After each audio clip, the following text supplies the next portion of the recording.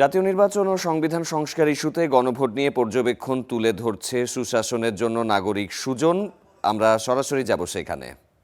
সঠিক আইনি কাঠামো থাকা, যে কোনো নির্বাচন সুষ্ঠু হওয়ার জন্য এর সঠিক আইনি কাঠামো খুব একটা দরকার নেই।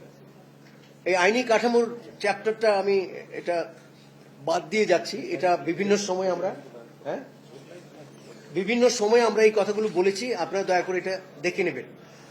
2 নম্বর দেখুন, ভোটার তালিকার সঠিকতা। এটা নিয়ে আমাদের মধ্যে কোনো মন্তব্য নেই।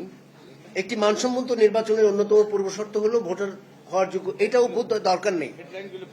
ভোটার তালিকার সঠিকতা, প্রার্থী হওয়ার সুযোগ, যেগুলো ওই মানদণ্ড অনুযায়ী বাংলাদেশের ক্ষেত্রে এই বিষয়গুলো আমরা বিশ্লেষণ করেছি।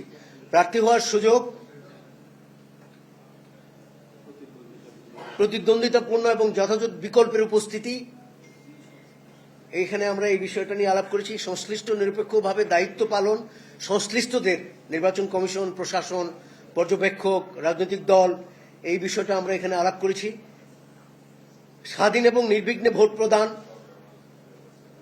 একটু এখানে পড়ি, নিরপেক্ষভাবে দায়িত্ব, একটি সুষ্ঠু নির্বাচনে নির্বাচন কমিশন, প্রশাসন, আইন শৃঙ্খলা রক্ষাকারী বাহিনী সহ সংশ্লিষ্ট সকল পক্ষের নিরপেক্ষতা অত্যন্ত গুরুত্বপূর্ণ।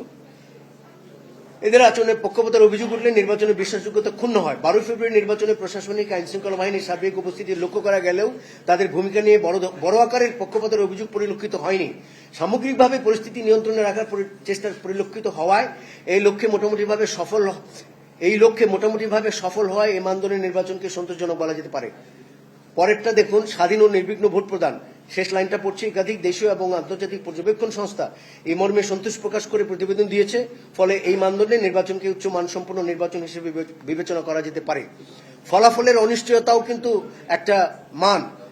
8 নম্বর দেখুন, ভোট গণনা এবং ফলাফল ঘোষণার স্বচ্ছতা, এইখানে বিষয়টা নিয়ে আলাপ করা হয়েছে। 9 নম্বরটা আমি পড়ি একটু, সামগ্রিক স্বচ্ছতা, কারসাজিমুক্ত এবং বিশ্বাসযোগ্যতা। উপরোক্ত সব মানদণ্ডের সম্মিলিত মূল্যায়নের মাধ্যমে একটি নির্বাচনকে সামগ্রিকভাবে স্বচ্ছ, কারসাজিমুক্ত ও বিশ্বাসযোগ্য হিসেবে গণ্য করা হয়।